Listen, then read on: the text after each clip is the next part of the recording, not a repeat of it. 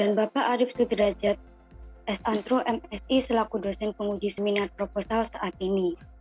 Beserta teman-teman yang telah hadir dalam seminar proposal skripsi Saudara Akbar Maulana pada hari Jumat 17 September 2021. Sebelumnya, izinkan saya memperkenalkan diri. Saya Ivanda Normalita selaku moderator yang akan memandu berjalannya seminar proposal kali ini. Selanjutnya, saya akan membacakan runtutan acara yang dibagi menjadi 3 sesi. Sesi pertama yaitu pemaparan atau presentasi proposal skripsi oleh Saudara Akbar Maulana. Sesi kedua, sesi tanya jawab oleh para audiens. Sesi ketiga, masukan dari dosen penguji dan dosen pembimbing. Dengan itu, waktu dan tempat untuk Saudara Akbar Maulana saya persilahkan untuk memaparkan proposal skripsinya. Sebentar. Apakah sudah kelihatan PPT saya? Kepada moderator, izinkan saya untuk memaparkan isi proposal skripsi saya yang berjudul Habitus Patriarki dalam Pemilihan Calon Kepala Sekolah di SMAN 1 Sumeneb, dengan dosen pembimbing Bapak Dr. Handes Martinus Legowo MA dan dosen penguji Bapak Dr. Agus Mahfud Fauzi SKG MSI dan Bapak Arif Sudrajat S. Antro MSI. Dengan saya sendiri Akbar Maulana, mahasiswa Sosiologi UNESA 2018A. Isi proposal dari skripsi saya berlatar belakang dari bagaimana perempuan ternyata telah mendominasi dalam ruang sekolah, teraktualisasikan dari data ILO pada tahun 2015 yang memperlihatkan bahwa perempuan di Indonesia banyak yang bekerja sebagai seorang guru dalam sektor formal. Hal itu juga diperkuat dari data statistik dari Kemendikbud pada tahun 2020 yang memperlihatkan bahwa jumlah guru berdasarkan jenjang sekolah antara laki-laki dan perempuan ternyata didominasi oleh perempuan. Sebagaimana pada jenjang SD ada 163.679 guru laki-laki dan 393.290 guru perempuan. Pada jenjang SMP ada 113.301 guru laki-laki dan 188.815 guru perempuan. Kemudian pada jenjang SMA ada 84.457 guru laki-laki dan 128.258 guru perempuan.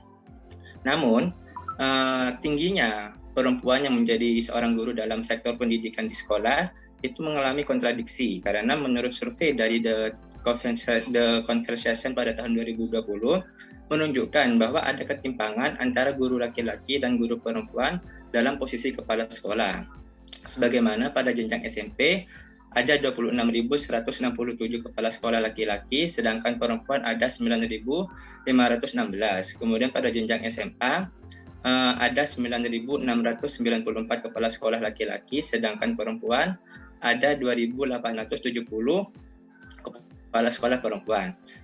Kondisi tersebut juga teraktualisasikan dalam fenomena yang ada di Sumeneb, sebagaimana yang terjadi di SMAN 1 Sumeneb. Berdasarkan data dokumen dari SMAN 1 Sumeneb memperlihatkan selama 15 tahun, guru yang dipilih untuk mengikuti seleksi calon kepala sekolah itu didominasi oleh laki-laki, sebagaimana pada tahun 2005 yaitu Bapak Haji Muhammad Shadiq MPD. Pada tahun 2010 ada Bapak Dr. Handes Samsul Hidayat MPD dan Dr. Handes Salehuddin. Kemudian pada tahun 2012 ada Bapak Haji Miswianto SPD MPD dan Hidayat Triharja. Kemudian pada tahun 2020 ada Bapak Dr. Handes Halimur Rahman MPD dan Bapak Ahmad Junaidi MPD. Kemudian berbagai riset juga sudah menunjukkan bagaimana guru perempuan itu sering mengalami pendistorsian dalam struktural atau dalam pemilihan calon kepala sekolah. Sebagaimana riset yang dilakukan oleh Jatiningsih 2016, USI 2019, Badrus dan Wahyuni 2019, Airin 2020, Prastiwi dan Rahmadani 2020 yang melihat fenomena tersebut akibat adanya konstruksi, akibat adanya nilai sosial, budaya, dan agama, sehingga membuat para perempuan harus mengalami pengucilan dalam pemilihan calon kepala sekolah. Kemudian riset dari Zhu Hyatun dan Edwards pada tahun 2010 dengan menggunakan paradigma pendidikan kritisnya dengan teori representasi berhasil membongkar ada politisasi pengetahuan yang menjadikan guru perempuan harus mengalami posisi yang tersubordinasi. Kemudian riset dari Gauss 2011, Mula Warman 2015, Mithili 2017 yang melihat bahwa ada politisasi dalam proses rekrutmen karena seringkali perempuan yang dianggap sangat lemah itu tidak bisa menaiki jabatan struktural kepala sekolah akibat kurangnya perhatian, akibat kurangnya wacana perempuan untuk menjadi seorang kepala sekolah. Namun, riset terdahulu belum melihat fenomena minimnya guru perempuan dalam menjadi kepala sekolah dari perspektif habitus. Padahal, pemakaian perspektif habitus itu menjadi esensial karena habitus menjadi skema bagi agen dalam menyalurkan praktik sesuai determinasi strukturnya. Borjus 1990. Selain itu, habitus juga memahami atau menganalisis bagaimana adanya pertarungan antar agen melalui kepemilikan modalnya dalam sebuah arena. Borjus 1984. Karena itulah, penelitian ini ingin melihat dan memahami dan menganalisis bagaimana habitus patriarki dalam pemilihan calon kepala sekolah di SMAN 1 Sumeneb. Ada 3 tujuan. Yang pertama, mengidentifikasi penggunaan modal dalam pemilihan calon kepala sekolah di SMAN 1 Sumeneb. Yang kedua, mengidentifikasi proses pengambilan keputusan calon kepala sekolah di SMAN 1 Sumeneb. Dan yang ketiga, menganalisis habitus patriarki dalam pemilihan calon kepala sekolah di SMAN 1 Sumeneb. Kemudian kajian pustaka. Kajian pustaka yang pertama adalah modal sebagai praktik sosial. Secara kritis, modal menjadi tidak terpisahkan untuk membentuk sebuah praktik sosial. Esensinya adalah terbentuknya modal menjadi penyebab terjadinya pertarungan dalam realitas sosial. Sebagaimana dalam buku Bourdieu 1988 memperlihatkan dalam lingkup akademik di Prancis telah terjadi pertarungan modal untuk memperebutkan sebuah jabatan. Dan kondisi tersebut ternyata juga terjadi dalam ranah pendidikan di Indonesia, sebagaimana penelitian dari Holida dan Muzakir 2014 yang menunjukkan adanya modal sosial, modal simbolik, modal budaya, dan modal ekonomi telah mengklasifikasikan tenaga pendidik di PAUD LVAD menjadi 2, yaitu tenaga pendidik profesional dan non-profesional. Kemudian struktur sosial di sekolah. Berdasarkan Permendikbud nomor 6 tahun 2019 pasal 13, struktur sosial di sekolah itu terdiri dari kepala sekolah, guru, pegawai, wakil kepala sekolah, dan peserta didik. Struktur sosial tersebut digunakan untuk pengambilan keputusan yang ada di sekolah. Dan proses pengambilan keputusan di sekolah itu secara kultural ada 2 bentuk. Yang pertama, bersifat partisipatif transformasional, yaitu proses pengambilan keputusan yang bersifat terbuka dan diskursif dalam pengambilannya. Sedangkan pengambilan keputusan dengan bersifat non-reseptif itu lebih bersifat otoritatif dan tertutup.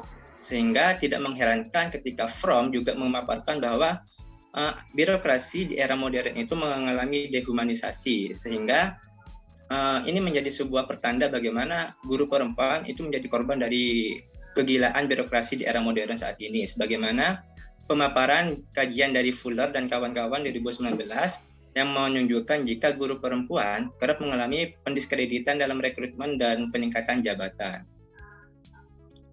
Kemudian reproduksi patriarki. Berbagai kajian itu memperlihatkan jika nilai histori menjadi pengetahuan yang fundamental untuk mereproduksi nilai patriarki dalam kehidupan sosial. Sebagaimana kajian dari IDK 2019 menunjukkan jika laki-laki sering memperoleh nilai superioritas akibat adanya produksi nilai sejarah di masa lampau. Hal itu disebabkan karena nilai sejarah telah menjadi stock of knowledge bagi seorang individu. Kemudian reproduksi patriarki semakin diperparah karena adanya ketimpangan dalam segi struktural. Kemudian metode penelitian. Penelitian ini bersifat kualitatif karena penelitian kualitatif itu menyangkut dengan berusaha membongkar manusia dengan kebudayaannya yang ada, dan selain itu Penelitian kualitatif juga bersifat membongkar nomena atau kesadaran yang tidak bisa nampak secara jelas dalam realitas kita. Karena itulah penelitian kualitatif juga disebut dengan penelitian yang non-empirik. Kemudian pendekatannya menggunakan pendekatan fenomenologi dari Scott. Fenomenologi Scott itu berorientasi pada prasyarat terjadinya tindakan sosial. Sehingga esensi dari fenomenologi Scott itu ingin memahami kesadaran subjek dalam kehidupan sosialnya. Oleh karena itu, pendekatan fenomenologi Scott sekiranya cocok untuk mengkaji proposal skripsi ini, karena fenomenologi Scott itu ingin membongkar alasan atau because seseorang melakukan sebuah tindakan. Kemudian, lokasi penelitian. Lokasi penelitian itu berada di SMAN 1 Sumeneb karena ada dua pertimbangan. Yang pertama, guru di SMAN 1 Sumeneb memiliki kesadaran gender, teraktualisasikan bagaimana guru tidak pernah mendikotomi antara murid laki-laki atau perempuan untuk mengikuti lomba maupun untuk diikutkan dalam pelatihan di berbagai lembaga sosial yang ada di Sumeneb. Kemudian alasan yang kedua, karena SMAN 1 Sumeneb satu-satunya di sekolah Sumeneb yang memperoleh gelar sekolah penggerak dari Kemendikbud, dan tidak sembarangan Kemendikbud memberikan status sekolah penggerak kepada sekolah karena setidaknya ada dua pertimbangan, yaitu sekolah tersebut memiliki beragam prestasi, dan yang kedua, sekolah tersebut harus memiliki ekosistem dan iklim yang progresif dalam ruang lingkup sosialnya dengan durasi waktu selama 3 bulan. Kemudian subjek penelitian. Subjek penelitian ini diambil dengan teknik purposif. Sehingga subjek penelitiannya adalah kepala sekolah, wakasek kurikulum, wakasek kesiswaan, dan wakasek humas. Kemudian subjek selanjutnya adalah beberapa guru di SMAN 1 Sumeneb yang memiliki yang tidak termasuk dalam struktur wakasek, tetapi ia tetap memiliki pengaruh esensial di SMAN 1 Sumeneb. Kemudian teknik pengambilan data. Teknik pengambilan data itu ada 3. Yang pertama wawancara, yang kedua observasi, dan yang ketiga dokumentasi.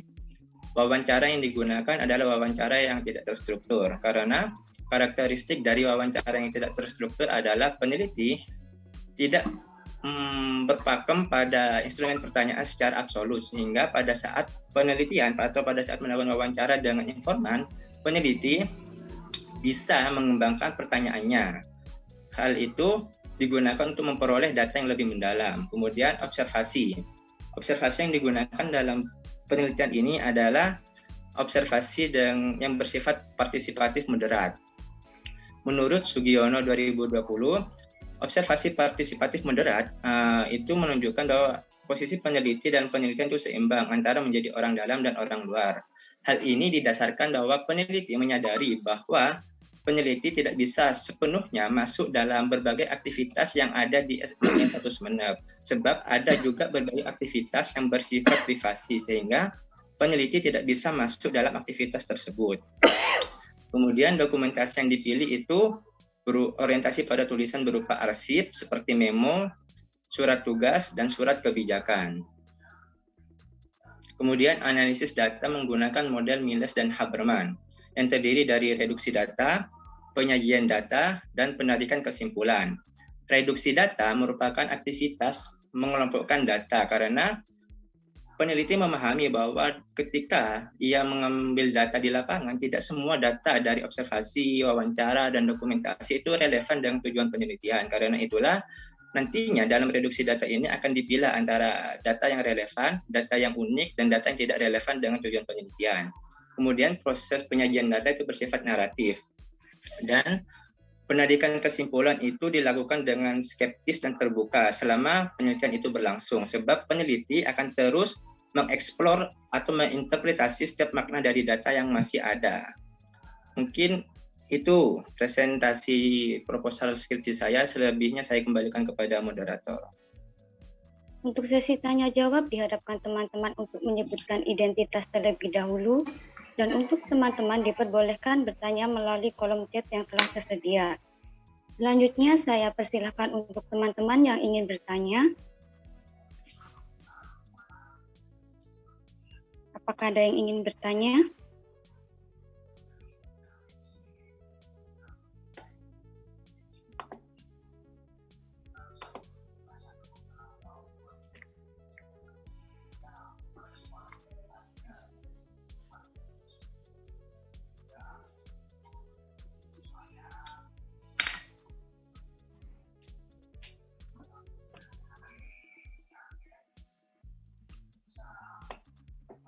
Minimal 10 pertanyaan ya dari teman-teman ya. Silakan.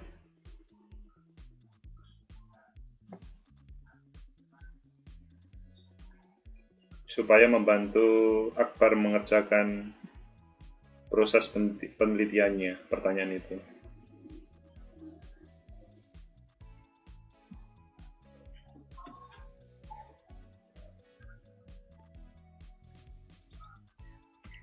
Baik, ini ada pertanyaan dari 3 orang. Saya ya dilakukan secara acak ya.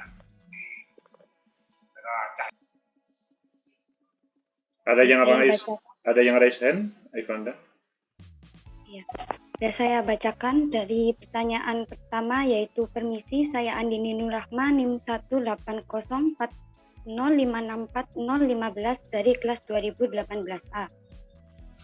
Saya ingin bertanya, apa alasan menggunakan dokumentasi dari tulisan berupa arsip seperti memo, surat tugas, dan surat kebijakan? Baik, Saudara Akbar Maulana, mau ditampung dulu apa mau langsung dijawab? Saya jawab langsung gimana? Ya baik, silakan dijawab. Ya, terima kasih atas pertanyaannya kepada Andini.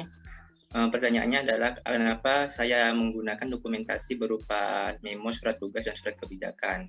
Karena dokumentasi dari ketiga hal tersebut itu untuk mendukung proses data dari wawancara dan dokumentasi saya, sebab surat tugas, surat kebijakan, dan surat memo itu menjadi dokumen dari sekolah yang menunjukkan bahwa bagaimana kebijakan dari sekolah itu dibuat dan ditetapkan secara formalitas dan legalitas. Mungkin itu jawaban dari saya. Baik, terima kasih. Apakah bisa diterima Saudara Andini?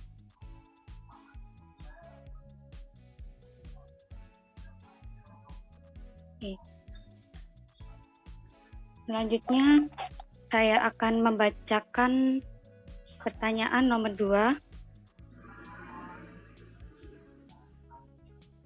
Izinkan saya, Firla, untuk bertanya bagaimana keseluruhan konsep modal dari Borju menjadi pertimbangan untuk hasil penelitian. Baik, silakan dijawab, Saudara Akbar. Ya, terima kasih atas pertanyaannya kepada Saudari Lala.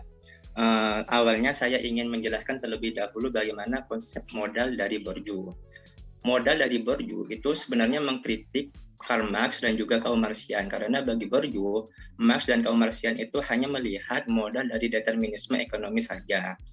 Oleh karena itu, Borju itu terinspirasi dari Max Weber yang melihat bagaimana struktur sosial itu sebenarnya terdiri dari ekonomi, politik, dan simbolik. Tetapi Borju juga mengkritik Weber, karena bagi Borju, Weber itu hanya menggunakan 3 konsep itu untuk menaikkan strata sosial, tetapi tidak melihat bagaimana ketiga konsep itu digunakan oleh agen untuk memperebutkan atau mempertaruhkan dalam sebuah arena untuk memperoleh praktik sosial. Karena itulah Borju melengkapi modalnya itu menjadi 4 modal, yaitu modal sosial, modal simbolik, modal budaya, dan modal ekonomi. Modal sosial itu adalah relasi sosial yang digunakan untuk mencapai tujuan sosial. Kemudian modal budaya itu berkaitan dengan pendidikan dan pengetahuan. Kemudian modal ekonomi itu merupakan objek materi dari setiap agen yang dimilikinya. Kemudian modal simbolik itu lebih mengarah kepada nilai prestis yang dimiliki oleh agen. Kemudian jika saudari ingin menanyakan dari 4 modal ini, mana sih modal yang paling esensial bagi Borju? Menurut Borju, dari keempat modal ini, modal yang paling berperan penting itu adalah modal ekonomi dan modal budaya. Karena modal ekonomi itu dapat dipertukarkan dengan ketiga modal yang ada. Semisal, saya memiliki modal ekonomi yang mapan. Kemudian saya mencalonkan diri menjadi DPR. Karena itulah secara tidak langsung ketika saya menjadi DPR, saya memiliki modal simbolik atau nilai prestis ketika saya menjadi seorang DPR.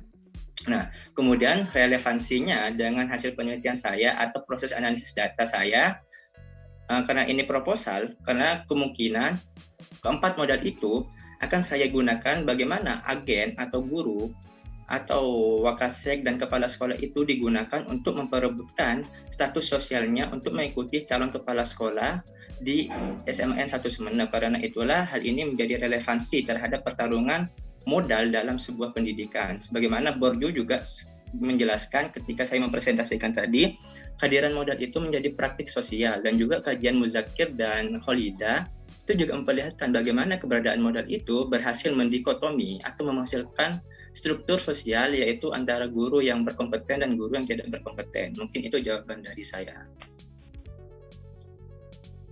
Baik, terima kasih Saudara Akbar. Pertanyaan selanjutnya yaitu dari Saudari Nisrina Madia. Dari kelas 2018A ingin bertanya 2 pertanyaan.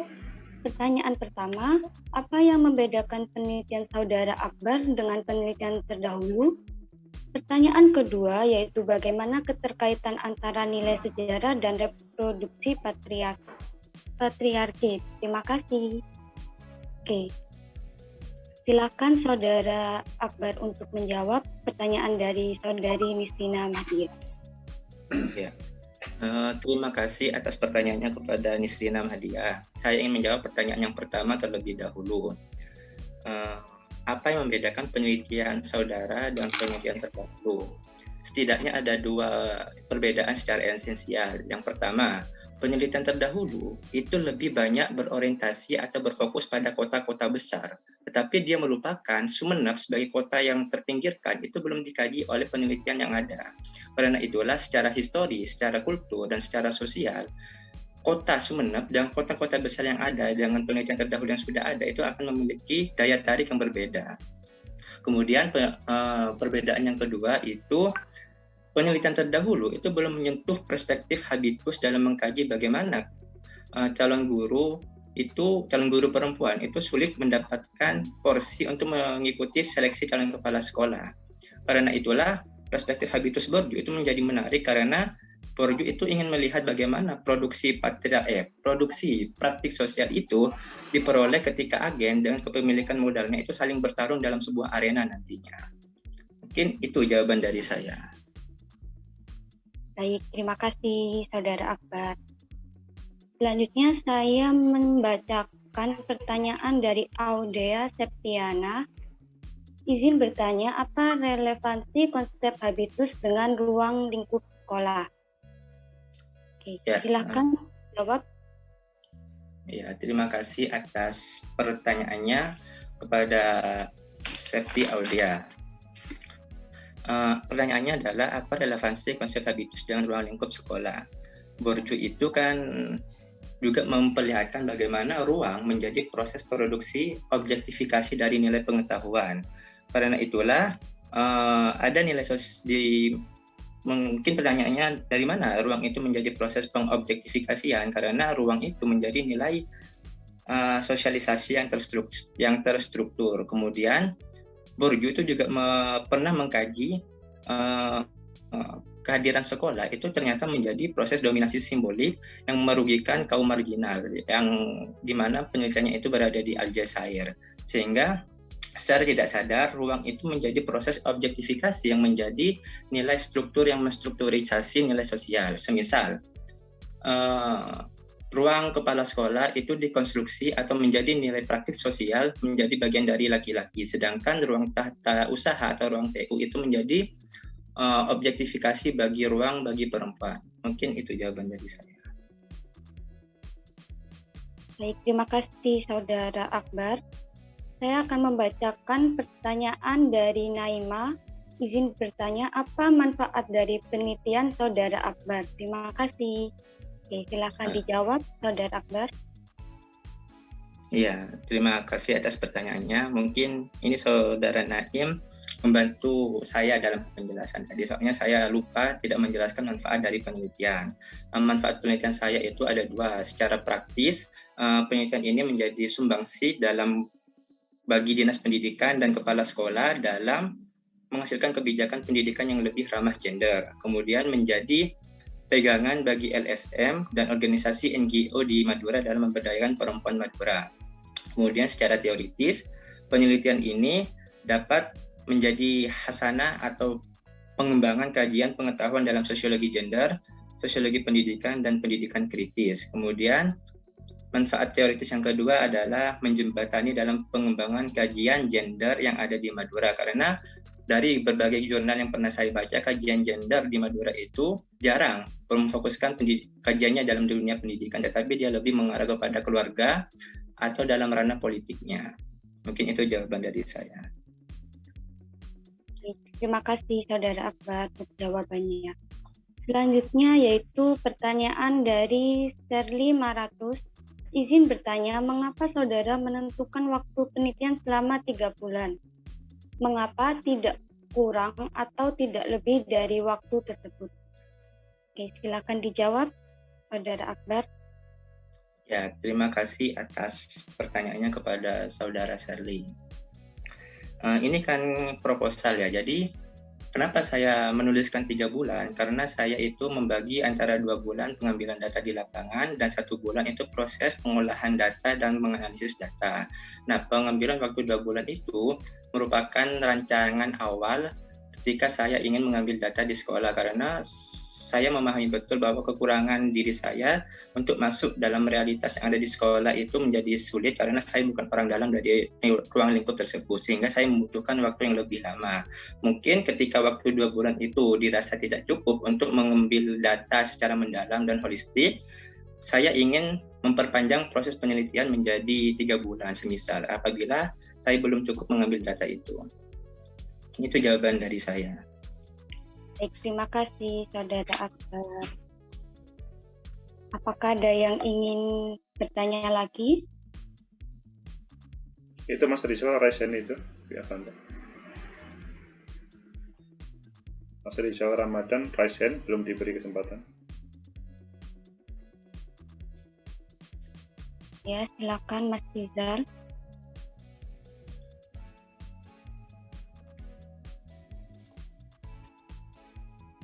Ya, terima kasih atas kesempatan yang diberikan oleh moderator.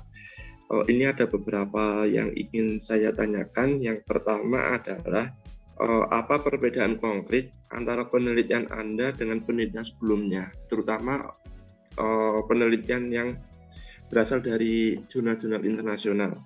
Lalu yang kedua, apa yang menarik dengan penelitian Anda pada saat ini, mengingat pada saat ini itu sudah sangat marak terjadi kepala sekolah yang berlatar belakang dari perempuan. Jadi spesifiknya itu perbedaannya seperti apa. Lalu pertanyaan yang ketiga dari saya itu, bagaimana cara Anda sebagai peneliti untuk masuk ke dalam penelitian tersebut, mengingat pada penelitian ini sangat sensitif dan mungkin ada beberapa privasi sekolah yang tidak bisa diungkap. Nah, itu bagaimana cara Anda itu untuk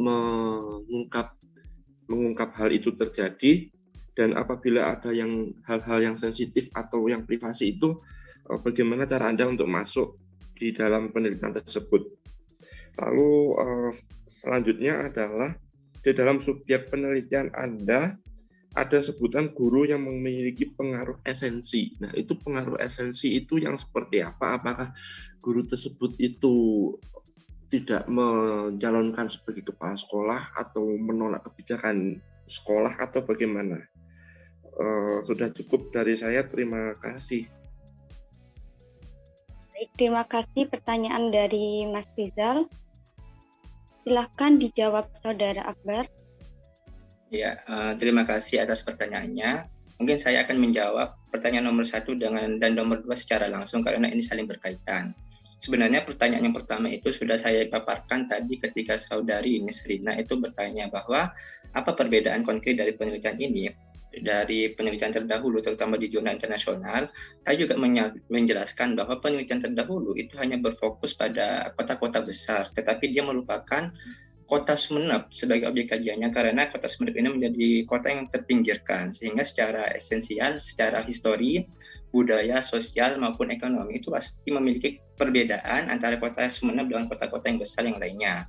Kemudian apa yang menarik pada saat ini, penelitian ini ingin melihat bagaimana praktik sosial itu praktik sosial pemilihan calon kepala sekolah itu bersifat patriarkis sehingga konsep habitus menjadi menarik karena habitus itu ingin melihat bagaimana praktik sosial itu direproduksi melalui kepemilikan modal yang dimiliki oleh agen dalam sebuah pertarungan di arena nantinya.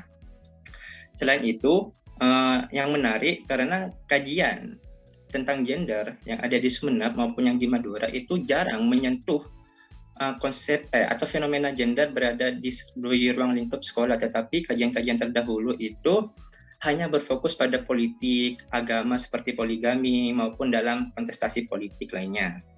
Kemudian cara untuk masuk dalam pengambilan data. Cara masuk bagi seorang peneliti seperti yang sudah saya jelaskan tadi bahwa penggunaan waktu 2 bulan itu merupakan tahapan, ada bagian tahapan untuk masuk dalam ruang lingkup sekolah. Kemudian saya bisa menggunakan surat izin penelitian untuk menggunakan surat itu untuk mengambil data yang ada di sekolah. Kemudian saya juga menjelaskan tadi di DPT bahwa observasi yang saya gunakan itu observasi partisipatif moderat karena saya sendiri sebagai seorang peneliti itu menyadari bahwa keterbatasan saya tidak bisa selamanya atau seutuhnya masuk dalam ruang lingkup atau aktivitas sekolah di SMAN 1 Sumeneb karena ada bagian tertentu yang bersifat privasi yang tidak bisa saya jelaskan, yang tidak bisa saya masuk seperti semisal nih ketika kepala sekolah melakukan rapat dengan Wakasek. Nah, itu kan bersifat privasi sih, sehingga saya tidak bisa mengikuti observasi tersebut. Tetapi dengan penggunaan wawancara, itu saya bisa memahami bagaimana kesadaran subjek atau informan itu saya peroleh karena saya juga menggunakan pendekatan fenomenologi. Selain itu, untuk memperkuat data, saya itu menggunakan dokumentasi seperti surat kebijakan, surat tugas, dan surat memo. Kemudian, pertanyaan yang keempat, subjek penelitian guru yang esensial.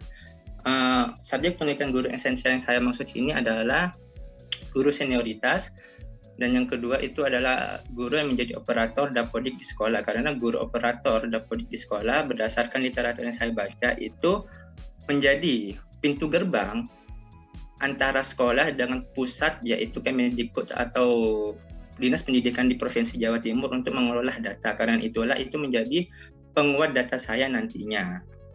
Tidak lupa juga saya akan menggunakan subjek informan dari guru perempuan tentang bagaimana kesadaran mereka melihat fenomena yang ada. Mungkin itu jawaban dari saya.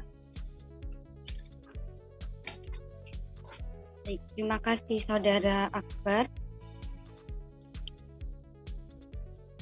Pertanyaan selanjutnya yaitu dari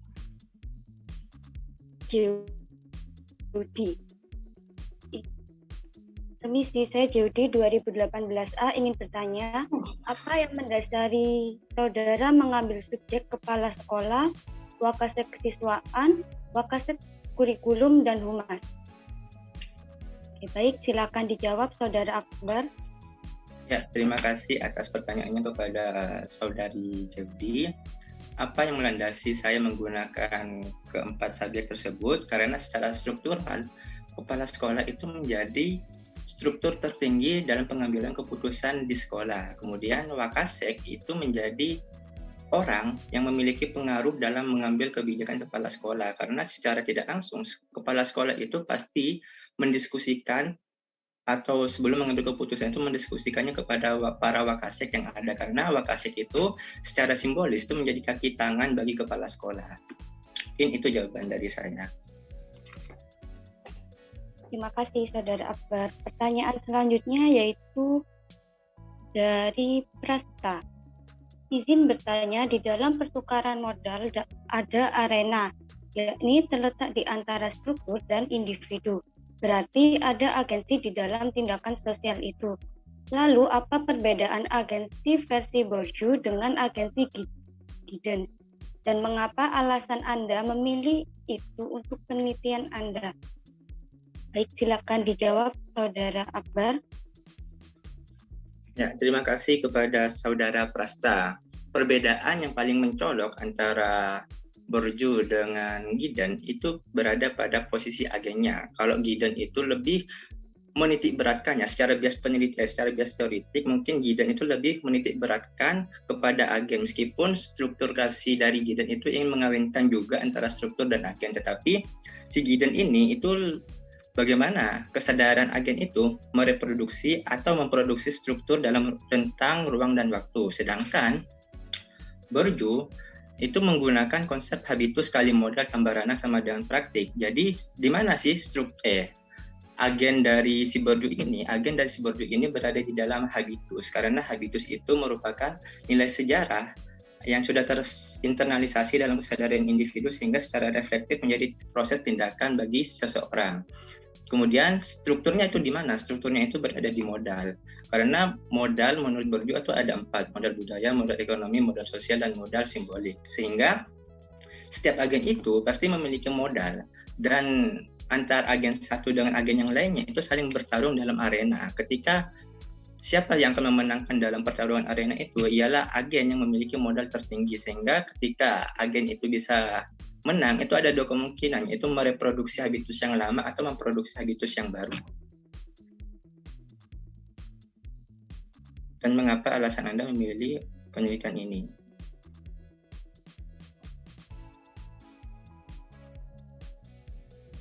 Mungkin ini ya, yang saya maksud ya. Mengapa saya menggunakan Bourdieu dalam penelitian yang saya lakukan? Karena riset-riset terdahulu itu belum menyentuh kurangnya guru perempuan untuk mengikuti calon seleksi kepala sekolah dari konsep teoritik dari habitus, tetapi lebih banyak pada konsep konstruksi sosial yang ada, sehingga ini menjadi salah satu nilai lebih dari penelitian saya. Mungkin itu jawaban dari saya. Baik, terima kasih Saudara Akbar. Saya akan membacakan pertanyaan selanjutnya dari Rizky Eka. Izin bertanya, apa alasan saudara memilih tema dan judul yang akan saudara teliti? Dan apakah yang menjadi latar belakang pemilihan teori yang akan Anda gunakan untuk menganalisis? Silakan dijawab, Saudara Akbar.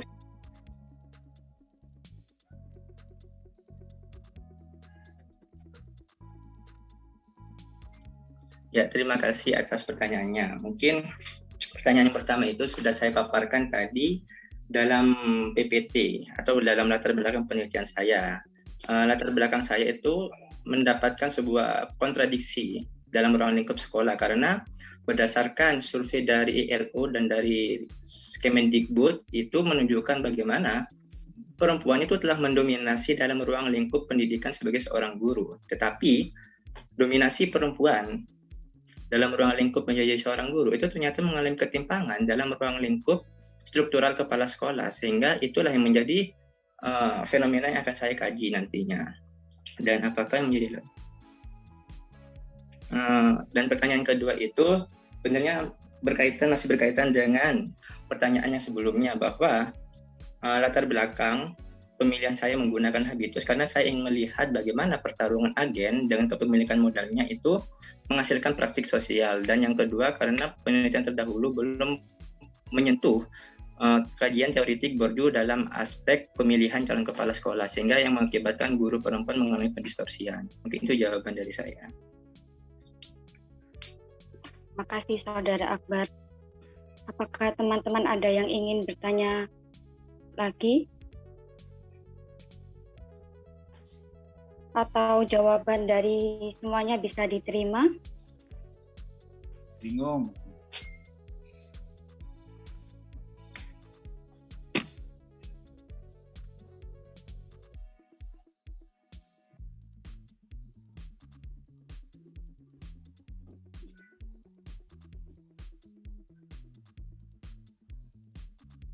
Oke. Mas Agus.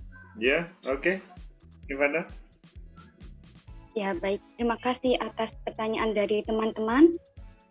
Selanjutnya adalah masukan dari dosen penguji, yaitu Bapak Agus Mahfud Fauzi, SAG MSI. Kami persilahkan. Terima kasih Ivanda. Dalam hal ini saya ambil alih. Selanjutnya, terima kasih teman-teman semuanya memberikan masukan pertanyaan yang luar biasa terkait dengan apa yang disampaikan atau yang dipresentasikan oleh Saudara Akbar. Pada kesempatan ini, sebelum saya menyampaikan, Pak Arif Sudrajat, silakan Pak Arif kalau misalkan ada hal yang bisa disampaikan. Oke, terima kasih.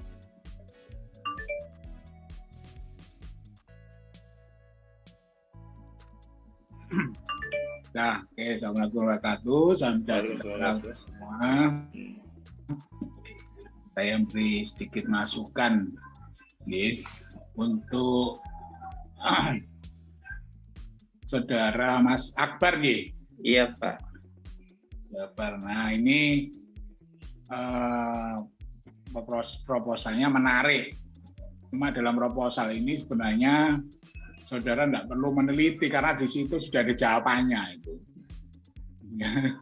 Ya, jadi fenomena ini jawabannya adanya ketidaksadaran kultural. Nah, yang terus berulang. Jadi saudara sebenarnya nggak perlu meneliti karena sudah ada kesimpulan. Oke, menarik untuk dikaji di proposal Mas Maulana di latar belakang ini yang perlu saudara tambah ya untuk melihat gap. Tapi sebelum ke sana mungkin ke judul. Kalau dari judul saya lebih tertarik bagaimana saudara melihat bagaimana perempuan ya, posisi perempuan itu melakukan perlawanan terhadap budaya patriarki yang ada di Kabupaten Sumeneb.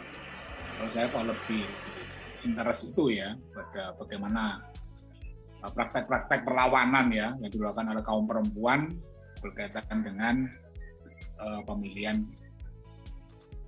kepala sekolah ya dibanding hanya melihat habitus patriarki dalam pemilihan calon kepala sekolah di situ. Karena yang menjadi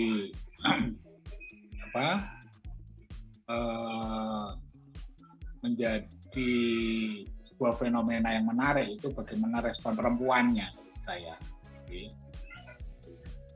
Nah, oleh sebab itu ini sebuah pilihan aja nih, mungkin saudara bisa mempertimbangkan itu. Nah, oleh sebab itu dalam latar belakang ini saya rapat saudara juga perlu menambah ya, misalnya data tentang kepala sekolah yang ada di Kabupaten Sumeneb ya, atau beberapa kecamatan atau sekolah ya, itu untuk memperkuat bahwa konteks yang ada di kabupaten itu memang telah atau konteks di situ budaya patriarki sangat kuat. Nanti saudara bisa, menurut saya tidak terbatas hanya di SMA 1 Sumeneb. Kenapa? Karena dalam konteks ini, apakah pertanyaan saya nanti ya, apakah fenomena ini hanya terjadi di SMA Sumeneb saja? Karena mungkin SMA 1 itu menjadi sebuah SMA favorit. Bagaimana dengan mungkin SMA yang tidak favorit? Apakah fenomena itu juga memiliki kesamaan? Ini nanti juga perlu dilihat. Makanya saya tidak menemukan data di sini tentang penguasaan laki-laki untuk menduduki posisi kepala sekolah di beberapa sekolah yang ada di Kabupaten Sumeneb. Ya, ini makanya saya berharap saudara punya data itu. Kemudian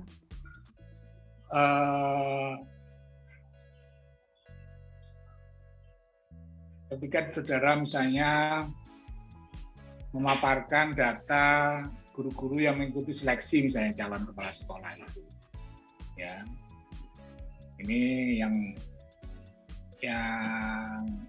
dimunculkan itu kebanyakan laki-laki ya, laki-laki di sini. Ini juga menarik juga. Namun juga yang ingin saya tahu juga, saudara perlu mendata juga bahwa dengan adanya data guru-guru yang mengikuti seleksi calon ini, itu juga ditopang data misalnya kelayaan guru-guru perempuan yang harusnya mengikuti seleksi calon kepala sekolah tadi. Itu lebih bagus lagi, ya. Jadi sebenarnya ada berapa persen guru perempuan itu yang layak untuk mengikuti ini, tapi yang muncul adalah laki-laki. Nah, ini perlu juga. Namun perlu juga kenapa begitu? Karena data yang sudah tambahkan di sini, misalnya rasio guru laki-laki dan perempuan itu sudah hanya tunjukkan tidak berbeda jauh, tetapi yang layak karena ada persyaratan ya untuk menjadi menjadi kepala sekolah itu, ya nanti ada aturan menjadi kepala sekolah itu apa saja. Itu harapkan saudara tidak hanya memaparkan tambahan bahwa rasionya itu tidak berbeda jauh, tapi rasio ini berkaitan dengan kualifikasi minimal untuk bisa mendaftar sebagai kepala sekolah tadi. Ya. Sehingga dari data-data itu, tidak hanya hanya berapa tahun ya, data-data itu, kalau sudah dapatkan data berapa tahun ya pemilihan kepala sekolah, saudara bisa nanti akhirnya ya melihat bahwa fenomena ini menjadi sesuatu yang sangat menarik. Ya, ketika misalnya jumlah rasio guru laki-laki perempuan yang layak mendaftar sebagai kepala sekolah di beberapa sekolah misalnya ya, rasionya ternyata tidak berbeda jauh, tapi yang dikirim itu adalah kebanyakan laki-laki, itu menjadi sesuatu atau menjadi gap ya dalam riset saudara menjadi lebih menarik. Ya, sehingga pola-pola apa yang dilakukan sehingga perempuan itu tidak bisa mendaftar, itu juga menarik. Atau juga mungkin praktek-praktek perlawanan perempuan misalnya, ya itu juga menarik juga. Nah, data seperti itulah yang akan memperkuat ya menjadi basis argumen sehingga penelitian saudara itu menarik untuk dilaksanakan. Ini menurut saya sudah tidak hanya di Sumeneb ya, tapi mungkin ini juga nanti berkaitan dengan bab 3 alasan pemilihan sekolah ya itu perlu saudara pertimbangkan ya, karena banyak pengalaman, ada beberapa ya kali saya di sebuah daerah itu biasanya sekolah itu kalau angkanya 1, misalnya 2 itu sekolah-sekolah favorit. Nah, bisa jadi argumen bahwa ada fenomena patriarki itu bisa saja nanti bisa terpatahkan. Tapi kalau sudah nanti juga mengangkat bahwa sekolah-sekolah yang akan diacu ya atau yang akan diteliti tidak hanya pada sekolah-sekolah yang dalam tanda petik mungkin ada sekolah-sekolah favorit, mungkin fenomena ini bisa untuk menjelaskan tentang bagaimana praktek-praktek ya pemberangusan kaum perempuan berkaitan dengan pemilihan calon kepala sekolah tadi. Ini juga perlu dipertimbangkan ya, karena di beberapa sekolah menurut saya apakah juga di sekolah-sekolah misalnya swasta ya pinggiran misalnya begitu, apakah fenomena ini juga seperti itu? Makanya sudah perlu mendapatkan data. Saya jadi penasaran nih, karena asumsi saya ini mungkin bisa jadi karena saya nggak punya data ya, asumsi saya bisa jadi terjadi karena itu ada sekolah favorit di Sumeneb ya, SMA 1 itu ya, itu sekolah sangat favorit itu. Tapi apakah juga terjadi misalnya di sekolah pinggiran atau di sekolah swasta?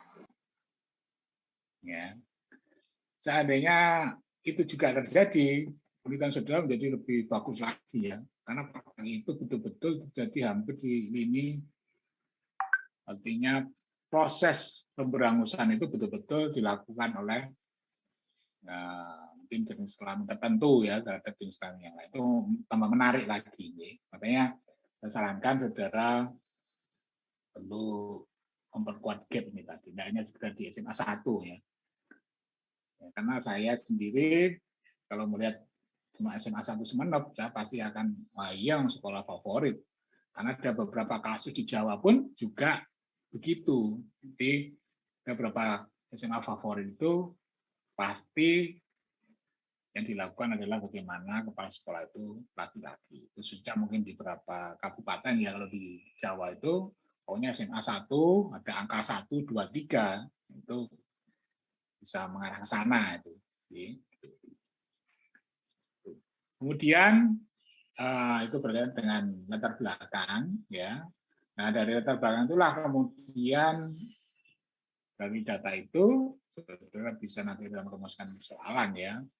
Jadi bagaimana praktek-prakteknya ya dalam konteks budaya patriarki ya, dalam proses pemberangusan itu tadi ya, calon kepala sekolah perempuan. Jadi nanti di situ saudara bisa nanti artinya bisa nanti mendapatkan data mengenai bagaimana pola-pola yang dilakukan ya agar perempuan itu tidak bisa menyalonkan diri dalam pemilihan kepala sekolah.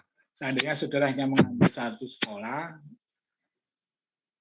ada potensi ya, ada resiko juga ya, potensi resiko apa yang dilakukan dalam proses pemberangusan itu hanya memunculkan sebuah kategori ya prakteknya. Ya. Namun kalau sudah mengambil mungkin beberapa sekolah, mungkin ada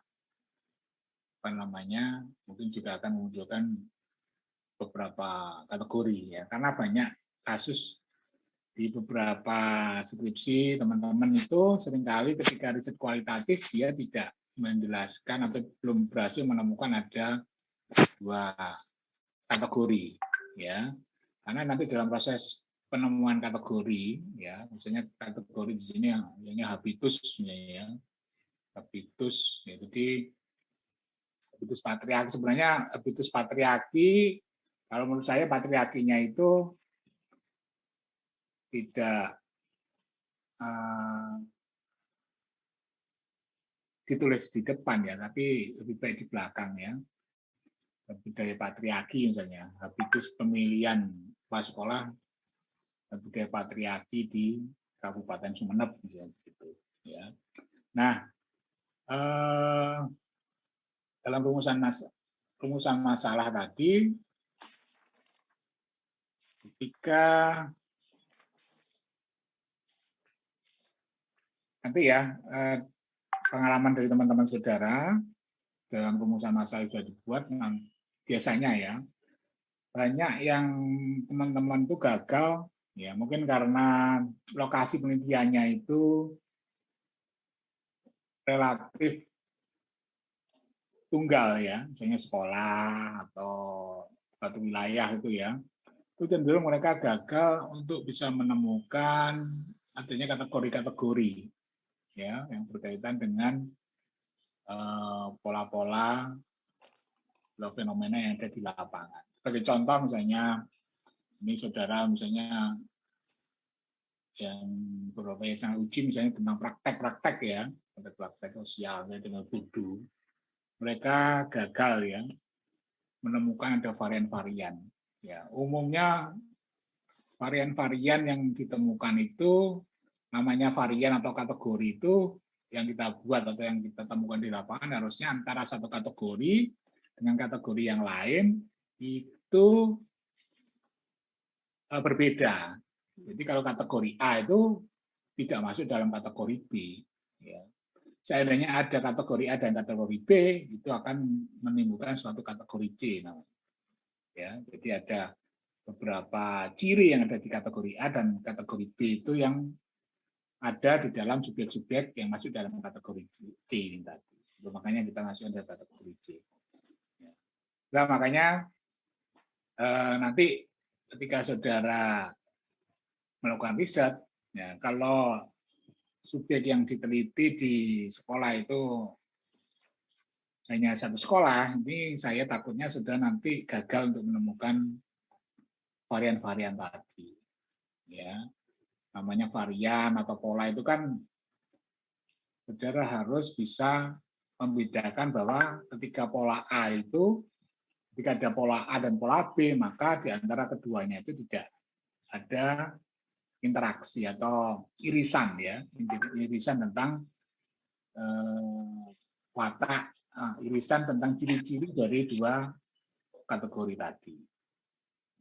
Ya, seandainya ada irisan, maka itu menjadi sebuah kategori yang ketiga. Nah, ini yang menjadi yang saya khawatirkan itu bagi Mas Panda, ya, Mas Akbar, ya, ketika saudara mengambil subjek-subjek yang ada di SMA 1 Sumeneb saja. Ini juga perlu saudara pertimbangkan. Meskipun saudara nanti mewawancarai gurunya ada 34 ya, 34 aja misalnya ini dari 34 itu yang layak untuk mendaftar sebagai kandidat itu berapa? Ya, berapa yang layak?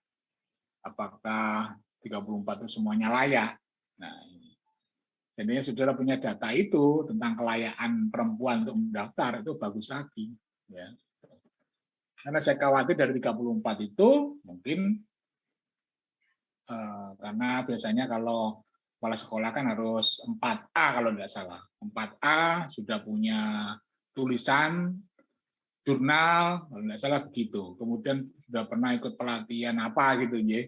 Nah, dari 34 itu apakah semuanya memenuhi syarat gitu. Ya, karena kalau dari data yang sudah taparkan di sini seakan-akan semuanya memenuhi syarat dikomparkan dengan 36 guru laki-laki, sehingga seakan-akan jumlahnya sama tapi yang laki-laki. Nah, ini makanya perlu ditambah tentang data kelayaan itu tadi. Tapi yang dilihat itu bukan data jenis kelamin, rasio jenis kelaminnya, ya, tapi secara keseluruhan, tapi rasio jenis kelamin yang memenuhi syarat dalam hal konsentrasi pemilihan kepala sekolah tadi. Ini lebih bagus lagi nanti. Sehingga nanti dalam penelitian di lapangan, profesor saudara itu pasti akan menemukan banyak varian, misalnya varian tentang habitus dalam konteks budaya patriarki tadi. Ya, habitusnya seperti apa sih? Ya, ini kan dalam konteks ini kan saudara sebenarnya kan meneliti tentang bagaimana proses, bisa juga mungkin praktek-praktek pemberangusan, ya, atau praktek-praktek yang menghalangi perempuan itu untuk mendaftar sebagai kandidat. Ya, kalau saya baca seperti itu, nanti mungkin sudah bisa menjelaskan itu, ya. Sehingga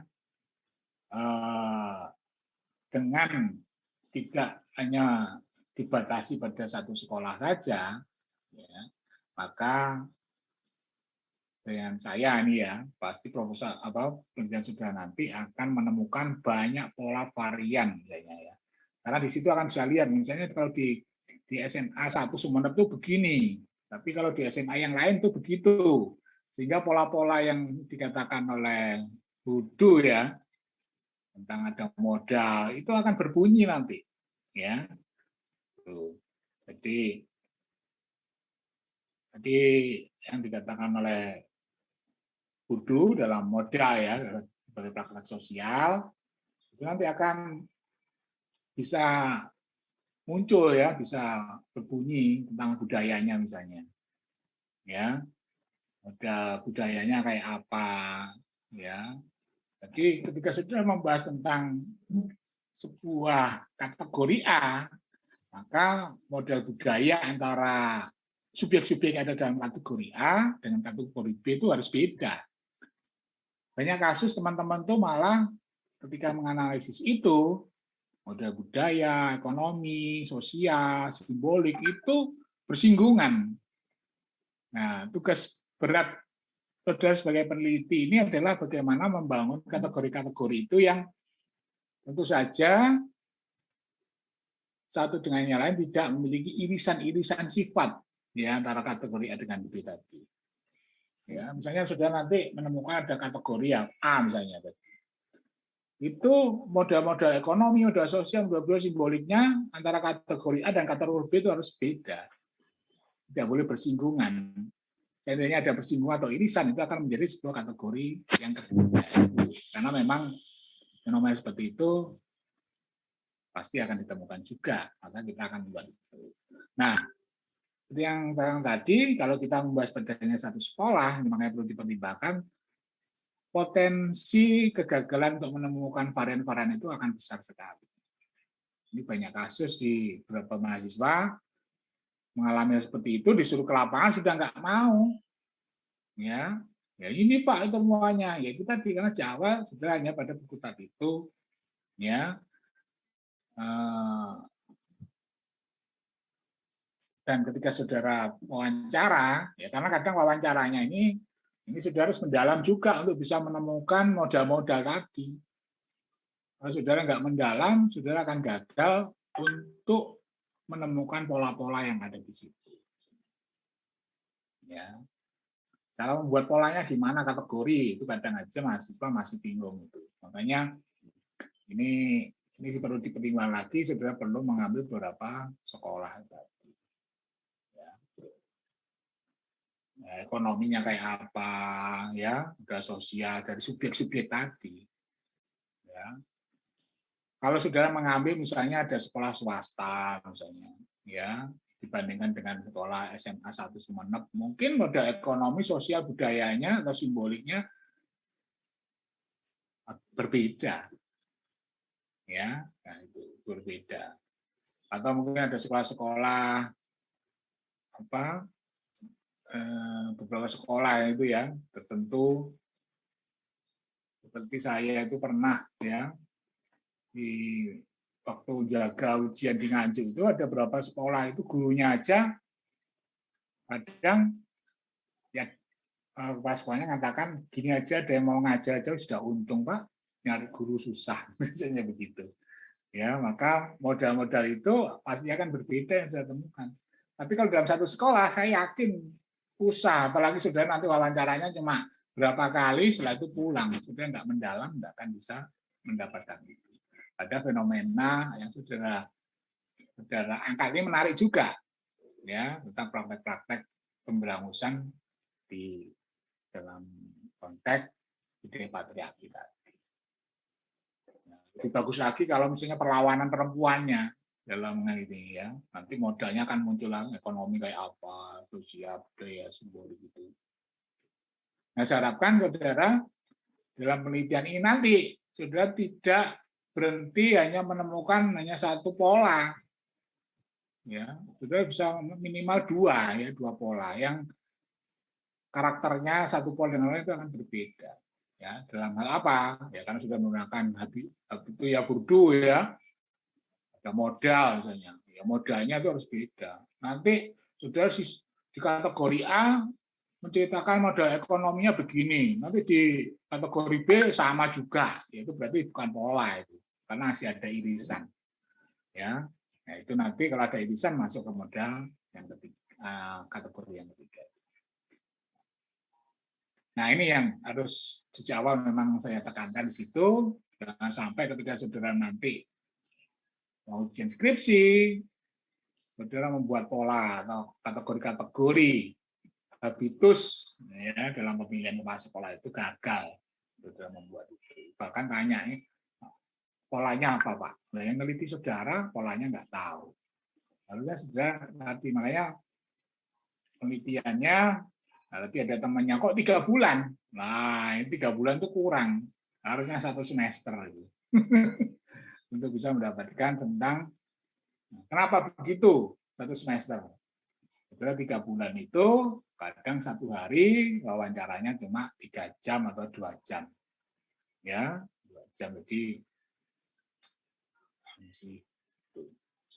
Nah, dari situ nanti saudara bisa dari pola-pola itu, ya, kemudian dari modal sosial yang saudara bisa menjelaskan tentang reproduksi patriarki. Jadi reproduksi patriarki bagi subjek-subjek yang masuk dalam kategori A itu seperti apa? Mengacu pada modal-modal yang dia miliki tadi, ekonomi. Nah, kemudian reproduksi patriarki untuk subjek-subjek yang masuk dalam kategori B itu seperti apa? Nah, saudara bisa itu nanti menjelaskan itu. Ya. Nah, subjek-subjek yang saudara wawancarai nanti dalam proses pembuatan kategori itu tidak boleh ada subjek A masuk di kategori A juga masuk di kategori B. Tidak boleh. Jadi kategori itu dibangun berdasarkan pada perbedaan ya tentang karakter-karakter dari individu tadi. Nah, dari hasil itulah kemudian nanti saudara ya memang secara umum ya secara umum reproduksi patriarki di Kabupaten Sumeneb mungkin sudah bisa menjelaskan itu ya. Tapi dalam konteks di lapangan bagaimana perempuan misalnya ya memahami tentang proses itu makanya mungkin ada cara yang berbeda ya untuk misalnya subjek dari keluarga kaya misalnya perempuan dari keluarga kaya, keluarga menengah, miskin atau mungkin perempuan yang pendidikannya gini atau apa. Nah, itu akan muncul varian-varian itu tadi. Kenapa begitu? Karena stock of knowledge dari wanita-wanita itu pasti akan beda-beda. Nah, tugas saudara itu harus bisa itu, ya, karena proposalnya ini juga menarik sih sebenarnya. Cuma saudara harus bisa membantu, jangan sampai saudara gagal untuk makanya saya sarankan jangan hanya satu sekolah. Karena saya sudah beberapa kali ya dulu kalau kunjungan-kunjungan di beberapa sekolah itu dasar argumen sekolah yang dikunjungi biasanya adalah sekolah dengan angka 1, 2, 3. Ya, itu menjadi argumen kuat. Kenapa? Mungkin quality, favorit dan semacam-macam. Bisa jadi ini asumsi saya ya, praduga itu ya, kemungkinan seperti itu. Maka saudara harus mencari data tambahan untuk memetakan tentang bagaimana proses rekrutmen pemilihan kepala sekolah di Kabupaten Sumeneb. Meskipun tidak semua kecamatan saudara bisa mengambil berapa sekolah kecamatan-kecamatan ya tertentu, atau saudara mungkin mengambil kalau di kota mungkin ada sekolah swasta atau apa untuk bisa menjelaskan tentang bagaimana budaya patriarki dalam proses pemilihan kepala sekolah. Dan tidak dibatasi, kalau saya ya pribadi tidak dibatasi pada di sekolah SMA 1 Sumeneb karena terlalu kecil itu tadi dan seringkali mahasiswa gagal untuk menemukan kategori tadi. Ya. Nah, itu kemudian apalagi ya dalam pendekatan ya penelitian sudah menggunakan fenomenologi Harus-Good ya. Harus-Good itu saudara perlu juga oleh pemahaman mendalam ya tentang realitas yang di lapangan itu tidak hanya berkutat pada terbatas pada satu sekolah. Bukannya salah ya, tetapi secara metodologis itu nanti saudara akan mengalami kegagalan menemukan kategori-kategori tentang proses-proses yang akan saudara teliti tadi. Itu banyak kasus di mahasiswa seperti itu. Dan ketika disuruh ke lapangan, balik lagi tidak mau. Ya akhirnya ya itulah disuruh koreksi revisi, ya revisinya sama yang ketika ujian sama aja. Makanya sejak awal harapan saudara pertimbangan itu sehingga ketika ujian itu sudah tidak perlu revisi terlalu banyak. Ya. Karena dalam riset kualitatif itu kalau saudara gagal menemukan pola-pola, ya, variasi pola di lapangan, ya, saudara penelitiannya kalau menurut saya ya kurang mendalam lah, karena sudah gagal untuk menemukan itu. Kalau cuma sekedar mendeskripsikan aja, ya, maka saudara nanti akan mengalami kesulitan ketika menganalisis. Ya, nanti kalau sudah menemukan varian tadi, saudara bisa menganalisis seperti ini menggunakan Voodoo. Saudara bisa menganalisis, contohnya mungkin saudara menemukan kalau di SMA ini ada habitus begini. Kenapa? Ya, sudah menggunakan teorinya si Bourdieu karena modalnya sosialnya begini, ekonominya begini, maka polanya yang dilakukan bagaimana memberangus partisipasi perempuan itu dengan cara seperti ini. Ya, tapi kalau di sini enggak, karena pola ekonominya begini, pola sosialnya, maka cara menghalangi perempuan berpartisipasi dengan cara ini, yang tentu saja mungkin berbeda dengan di sekolah yang lain. Nah, ini yang wajib saudara temukan itu betul itu. Ya, nanti ketika ujian skripsi saya tanyakan itu tadi. Nah, sehingga dengan begitu penelitian saudara jadi menarik. Ya, kalau habitus, ya, kalau cuma tunggal aja habitus cuma satu yang ditemukan, enggak menarik. Ya, beragam. Nah, tugas kita itu adalah mencoba mencari tahu pola-pola habitus yang berbeda minimal 2 ya. Beda antara beberapa subjek tadi. Nah, di dalam analisis teori itu sudah mendialogkan tadi antara laporan data dengan teori di Bourdieu itu tadi. Itu. Saya kira itu Pak Agus, masukan saya dari proposal ini secara umum bagus ya, cuma kalau saya pribadi punya resiko kalau hanya satu sekolah sudah gagal untuk menemukan sebuah varian-varian tentang habitus ya yang dilakukan oleh perempuan-perempuan guru berkaitan dengan partisipasi untuk mendaftar sebagai kepala sekolah. Terima kasih. Assalamualaikum warahmatullahi wabarakatuh. Semua. Terima kasih Pak Arif atas berbagai masukannya. Silakan Akbar Maulana untuk menjawabnya. Berbagai masukan yang panjang tadi. Ini Pak, berarti untuk lokasinya itu untuk satu lokasi gak cukup ya Pak. Berarti minimal setidaknya 2 gitu Pak ya, untuk lokasi penelitiannya. Jadi kalau dalam riset kualitatif dasar penentuan lokasi itu bukan seperti itu, tetapi dari hasil mapping, saudara. Ada fenomena menarik apa, misalnya di beberapa sekolah itu. Makanya saudara harus berangkat dari mapping sekolah itu tadi. Jadi proses patriarki di sekolah-sekolah itu. Bisa jadi enggak 2 juga. Ya, kalau dari hasil mapping itu, kalau sudah enggak berdasarkan dari mapping ya, sebagai data awal, saudara pasti kalau ditanya, kenapa saudara mengambil sekolah ini? Ya, seperti tadi saya habis nguji, jam 7 tadi saya nguji dengan Pak Legowo juga begitu. Kenapa kok ambil sekolah ini? Iya Pak, karena secara geografis sekolah ini. Jadi tidak ada proses pembelajaran yang ada di sekolah tadi yang dijadikan argumen lokasi atau pemilihan itu pada geografi, jarak. Misalnya jaraknya di kota atau apa, tapi tidak ada kaitannya dengan tadi yang meneliti tentang proses pembelajaran. Harusnya yang jadi argumen pemilihan itu proses pembelajarannya seperti apa di sekolah itu, sehingga diangkat menjadi lokasi penelitian. Dan subjek-subjeknya dijadikan wawancara. Sama seperti saudara ini, ya.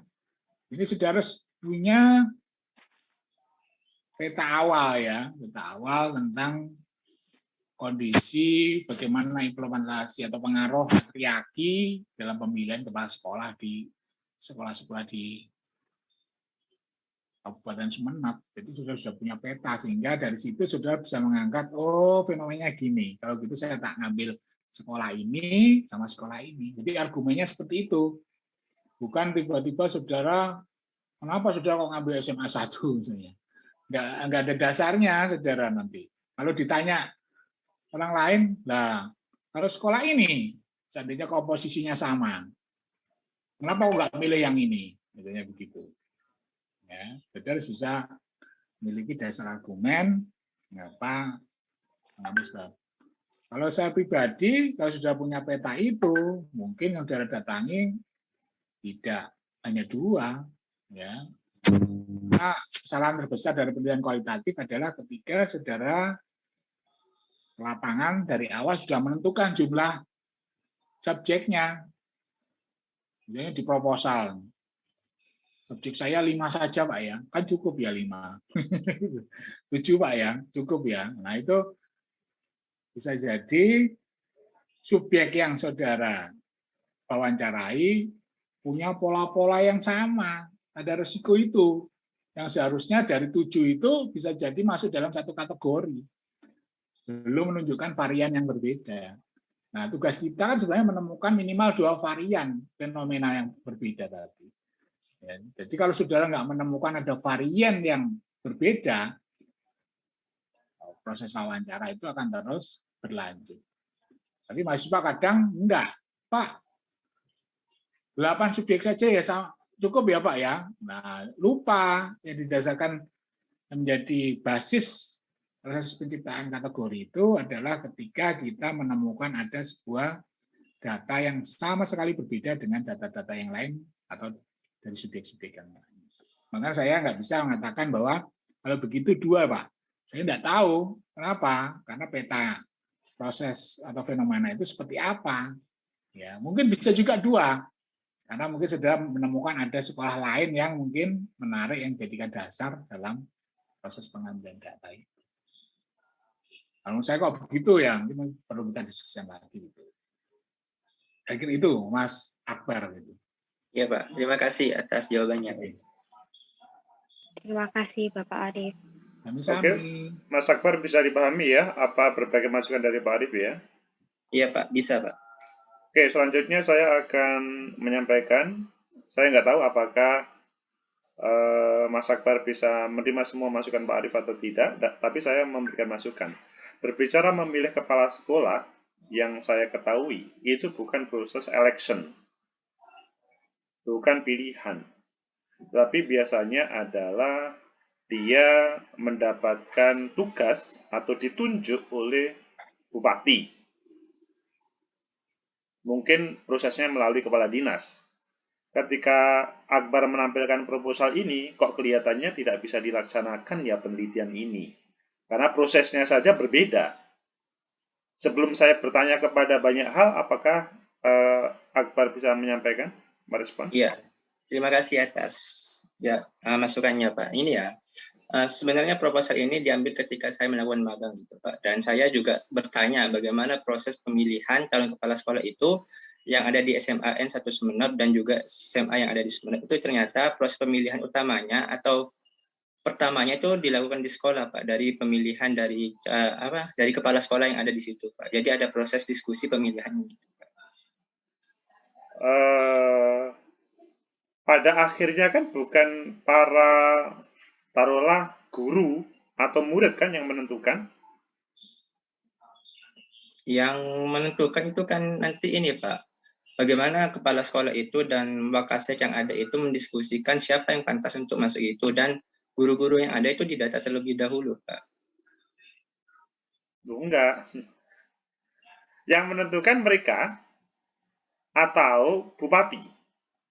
Yang menentukan yang ada di pihak sekolah Pak. Jadi karena SMA itu sudah lepas dari otonomi daerah, jadi bupati itu sudah tidak bersangkut pautan dengan pemilihan kepala sekolah itu Pak, dalam proses seleksi calon pemilihannya itu.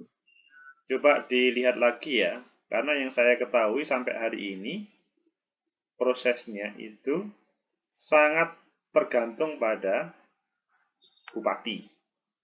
Seandainya ada proses rekrutmen terbuka, prosesnya pun tidak atau relatif tidak mengikut sertakan semua guru. Tetapi dengan tahapan-tahapan yang sekali lagi guru tidak terlibat, endingnya adalah semacam babar jakatnya pemerintah kabupaten. Nah, sehingga saya sekali lagi tadi ketika mulai awal itu, apa di Sumeneb berbeda ya? Kalau mungkin memang berbeda, mungkin bisa dilakukan. Tetapi kalau tidak berbeda, ini sangat mentah proposal ini. Karena ini ya Pak, karena berdasarkan peraturan yang baru ketika saya tanyakan kepada kepala sekolah dan beberapa wakasek yang ada di SMA 1 Sumeneb itu, ternyata SMA itu sudah lepas dari otonomi daerah, sehingga dalam proses rekrutmennya itu sudah berbeda pola kebijakannya. Berbeda ketika di SMP dan SD, karena di SD dan SMP itu masih terikat dengan otonomi daerah, sehingga siapa yang berhak memilih kepala sekolah itu, yang berhak memilih itu adalah bupati dan wakil bupati atau instansi pemerintah tersebut, Pak. Tetapi ketika sudah lepas dari otonomi daerah, itu ada kebijakan baru dari dari Kemendikbud dan Dinas Provinsi Jawa Timur, Pak. Seperti itu, Pak. Sekali lagi, di ruangan ini Akbar boleh merespon dan mempertahankan. Tetapi ini kan demi kebaikan Akbar untuk menyelesaikan atau melakukan penelitian. Kalau misalkan apa yang disampaikan Akbar itu betul, silahkan dilanjut, gitu loh. Tetapi kalau tidak, nanti Akbar sesudah dinyatakan silahkan dilanjut tidak bisa melakukan penelitian.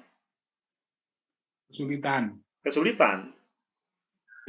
Iya Pak, berdasarkan informasi dari kepala sekolah itu ternyata ada perubahan regulasi Pak. Jadi dalam proses pemilihannya itu berangkat dari sekolah terlebih dahulu Pak, dalam proses seleksinya itu Pak. Jadi bupati atau wakil bupati itu sudah tidak bersinggungan dalam proses rekrutmen itu Pak, karena sudah lepas dari otonomi daerah pada tingkat sekolah di SMA khususnya. Sekali lagi saya bukan dalam rangka untuk menolak proposal ini ya, tapi untuk kebaikan nanti di lapangan Akbar bisa menjalankan penelitian. Kalau Akbar masih mempunyai semangat untuk mempertahankan, nggak apa-apa. Tetapi kalau misalkan tidak bersemangat untuk mempertahankan, maka kita belokkan terkait dengan apa nanti yang akan diteliti. Saya bisa pertahankan, Pak.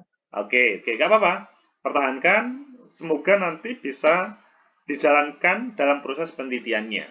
Ya, oke. Sekali lagi, karena kalau ngomong otonomi daerah, salah satunya adalah pendidikan. Itu kan memang hal yang harus langsung diurus oleh pemerintah pusat sebetulnya. Tapi tadi juga Akbar membedakan antara SMA, SMP, SD, yang SMP, SD masih dalam lokasi otonomi daerah, tapi SMA tidak. Sekali lagi mungkin case yang terjadi di Sumeneb itu mungkin berbeda. Saya serahkan kepada Akbar. Saya anggap saja ini tidak ada masalah, dan nanti ketika hal ini proposal sudah diujikan dan selesai, maka kemudian tidak menemukan kendala. Maksudnya tidak ada seminar proposal ulang gara-gara tidak bisa melakukan penelitian. Oke ya. Siap, Pak. Oke. Kemudian yang kedua, Akbar ini melakukan penelitian secara kuantitatif atau kualitatif, karena saya mendengar proses penjelasan tadi, kok kelihatannya kok mengarah kuantitatif ketika sedikit-sedikit ngomong ke pengambilan data. Ini kok kelihatannya mengarah kuantitatif ya, padahal kalau ngomong kualitatif berbeda. Bagaimana Akbar? Nah, ini pengambilan datanya secara kualitatif Pak, karena saya itu ingin melihat bagaimana fenomena atau kesadaran struktur sosial yang ada di sekolah itu melakukan atau berkorelasi dalam pemilihan calon kepala sekolah itu Pak. Selain itu kan karakteristik dari penelitian kualitatif itu juga menyangkut dengan manusia dan kebudayaan yang ada Pak. Jadi saya ingin melihat kesadarannya.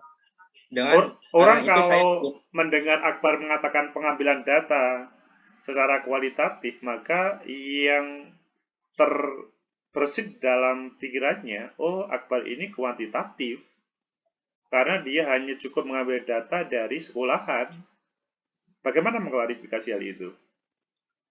Enggak, saya menggunakan kualitatif karena saya ingin melihat bagaimana kesadaran atau alasan subjek itu melakukan tindakan itu Pak, sehingga saya menggunakan proses pengambilan data dengan wawancara, observasi, dan dokumentasi. Sehingga wawancara yang saya gunakan itu wawancara tidak terstruktur, sehingga saya bisa memperoleh data yang lebih mendalam. Kemudian observasi yang saya gunakan itu kan juga menggunakan observasi partisipatif moderat, karena saya sendiri menyadari bahwa ada bagian tertentu dalam realitas yang ada di sekolah itu yang lebih bersifat privasi dan saya tidak bisa masuk dalam realitas itu, Pak. Oke. Selanjutnya di dalam halaman pertama, halaman kedua, ya, itu Akbar pada alinea pertama menampilkan kalimat yang bahwa perempuan mendominasi ruang sekolah. Mungkin dimaksud adalah guru-guru. Tetapi Akbar tidak jujur ketika tidak menampilkan data tersebut. Apalagi data yang terjadi di Sumenep atau data yang terjadi di Indonesia atau yang data yang katanya sumber ILO tadi. Itu kan kebohongan ya. Ngomong tapi tidak ada datanya. Bagaimana penjelasan kamu tentang itu? Karena ini menjadi sebuah kontradiksi, Pak, yang dimana sebenarnya perempuan itu juga mendominasi dalam ruang sekolah ketika dia mendominasi sebagai guru. Dan saya menunjukkan data dari Kemendikbud pada tahun 2020 yang memperlihatkan ada di jenjang SD itu ada 163.679 guru laki-laki, sedangkan perempuan itu 393.290 guru. Ini coba fokus terhadap, taruhlah pertama SMA, kedua mungkin fokus ke Sumenep atau SMA Sumenep yang akan kamu teliti. Karena ini kan meskipun tadi Pak Arif mengarahkan kepada jangan SMA 1 dong, tapi coba diarahkan di sana, apakah memang perempuan mendominasi yang di sana?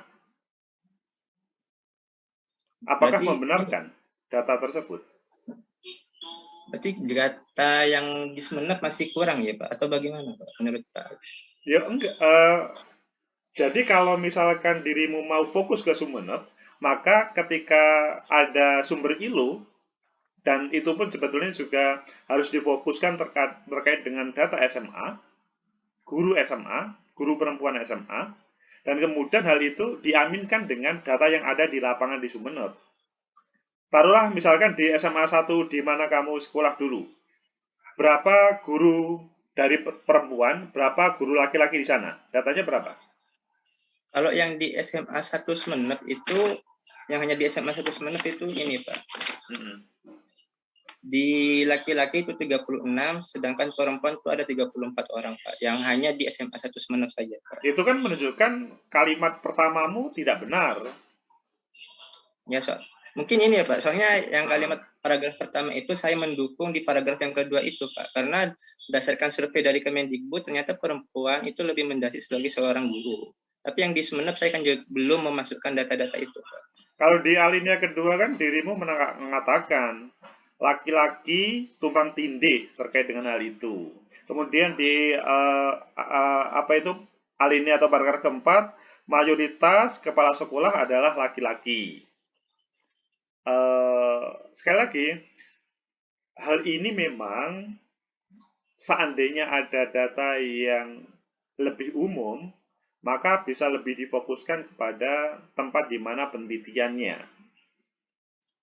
Kemudian di alinea terakhir kelima,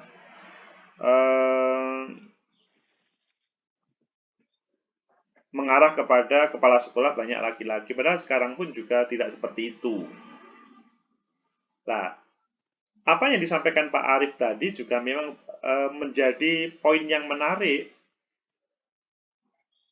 bagi Akbar sebagai peneliti. Apakah selama ini, misalkan, kepala sekolah itu di luar data-data yang saya tanyakan awal, itu selalu laki-laki yang menjadi kepala sekolah yang ada di Sumenep? Apakah perempuan tidak pernah ada?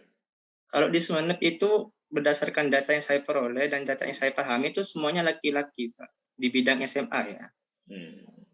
Kalau di SD sama SMP saya kurang tahu Pak, karena saya cuma berfokus di SMA itu Pak, data-datanya. Nah, ketika dirimu memastikan, meskipun memang juga dirimu belum memberikan data-data itu ya. Iya Pak. Jadi kan ketika dirimu menampilkan habitus patriarki, maka dirimu sebetulnya seharusnya menampilkan data-data yang laki-laki semuanya itu tadi. kalau pertanyaannya Pak Arif tadi kan lebih menggelitik lagi, perlawanan. Nah, apakah memang juga perempuan di sana ada, maksudnya guru-guru perempuan ada perlawanan yang terjadi di sana? Apakah perlawanan terselubung, apakah perlawanan secara langsung? Itu kan juga tema yang menarik, agak berbeda dengan yang kamu teliti sekarang ini. Kalau memang ada perlawanan.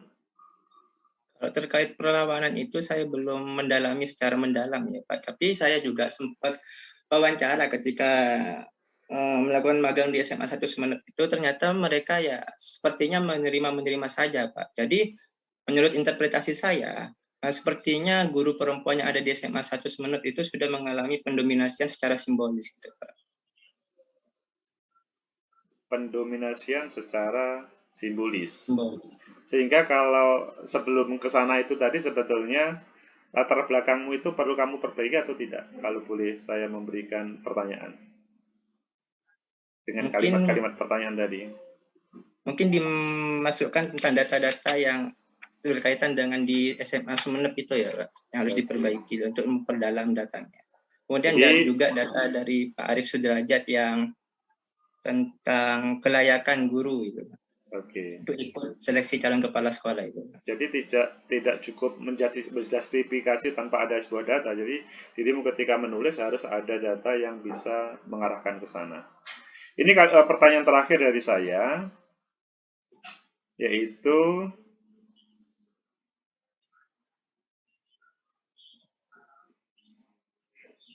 apa tadi pertanyaan terakhir? Bagaimana seorang peneliti bisa menjalankan penelitian secara objektif? Akbar adalah alumni SMA 1 Sumeneb. Saya bukan SMA 1 Sumeneb. Pak. Oh, kamu bukan SMA 1 Sumeneb. SMA berapa kamu? Saya SMA 2 Sumeneb. Pak. Oh, SMA 2 Sumeneb. Oke.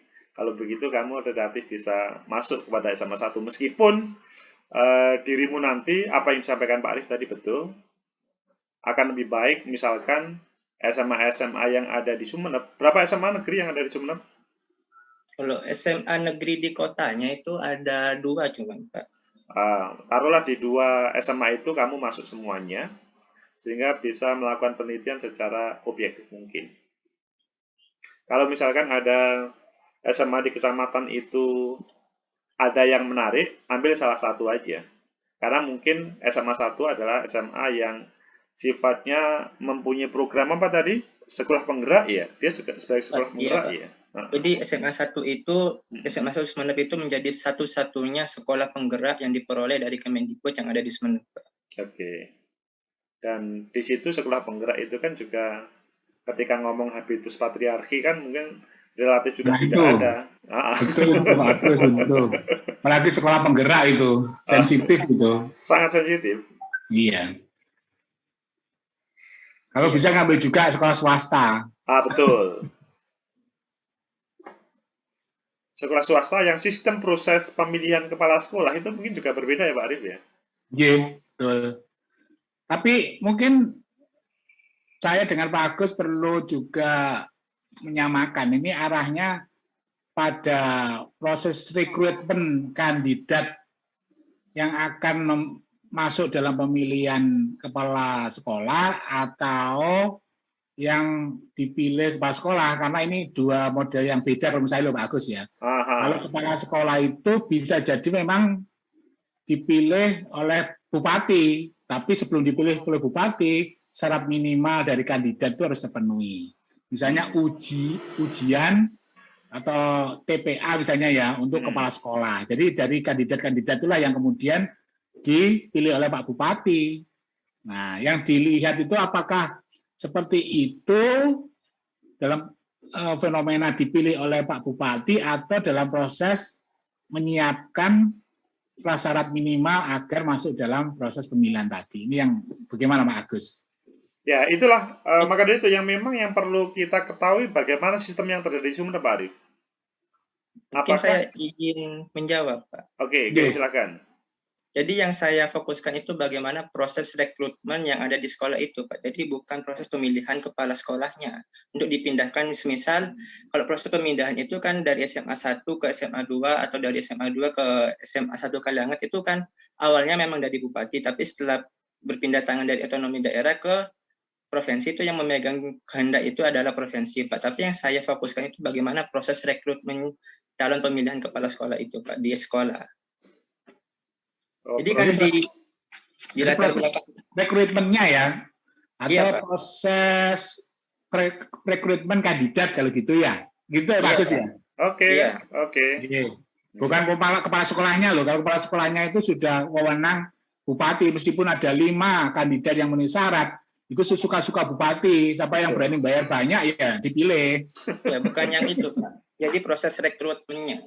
Nah, rekrutmennya betul. Oke. Saya setuju itu. Setuju bagus. Oke, setuju Pak Arif. Yeah. Karena kalau proses rekrutmen itu nggak bisa karena ada harus syarat minimal. Iya. Nilai ujian TPA-nya, psikologi, kepemimpinan, manajemen itu biasanya mereka harus memiliki itu. Ya, saya kira itu bagus. Oke Pak Arif, terima kasih. Kelihatannya saya juga sudah relatif cukup. Pak Legowo sebagai pembimbing, mungkin ada catatan terakhir Pak Legowo?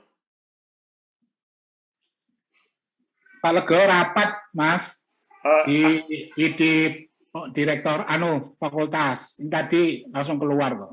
Nggak, maksudnya di ruangan ini ada kok. Mungkin atau lagi rapat juga ya, Pak Legowo? Rapat ini cuma anunya hidup aja. Oke. Baik, kalau begitu, kalau sudah dirasa cukup Pak Arif sama saya, maka ini cukup dari dosen penguji. Nanti secara non-formal akan kami bincangkan dengan Pak Legowo. Apakah bisa dilanjut dengan berbagai catatan? Atau gimana Pak Arif? Atau kita putuskan sekarang Pak Arif? Kalau menurut saya bisa dilanjutkan dengan catatan itu tadi. Nanti bisa dipertimbangkan karena arahnya tadi sudah ya bagaimana proses rekrutmen kandidat. Nah, terus kemudian lokasi. Nah, lokasi itu biar tidak bias, maka mengambil beberapa lokasi yang mungkin dalam konteks ini fenomenanya menarik, ya. Itu, saya kira kok itu, Pak. Oke, baik Pak Arif, kalau begitu terima kasih Akbar Maulana. Silahkan dilanjut nanti sambil konsultasi kepada pembimbing. Selamat untuk melanjutkan. Oh ya, sebelum saya berikan ke Ivanda, kamu berjanji kapan selesai kalau dilanjut? Tadi ngomong 3 bulan proses di lapangan. Apakah dirimu 3 bulan bisa selesai?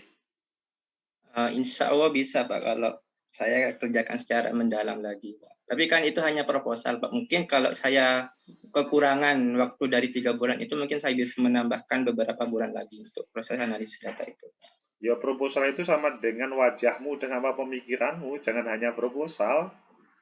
Iya, jadi setelah revisi saya kerjakan Pak revisiannya dulu, kemudian saya serahkan ke Pak Agus dan Pak Arif. Ketika sudah oke, saya akan turun lapangan, Pak. Oke, terima kasih. Waktu saya kembalikan kepada Ivanda. Baik, terima kasih atas waktunya Pak Agus dan Pak Arif. Dengan berakhirnya pembacaan berita acara hasil seminar tadi, maka berakhir pula seminar pada hari ini. Kita tutup acara dengan mengucapkan hamdalah, alhamdulillahirabbil alamin. Atas perhatiannya saya ucapkan terima kasih selaku moderator. Wabillahi taufik walhidayah. Wassalamualaikum warahmatullahi wabarakatuh. Selamat pagi. Waalaikumsalam warahmatullahi wabarakatuh. Selamat pagi. Oke, silakan.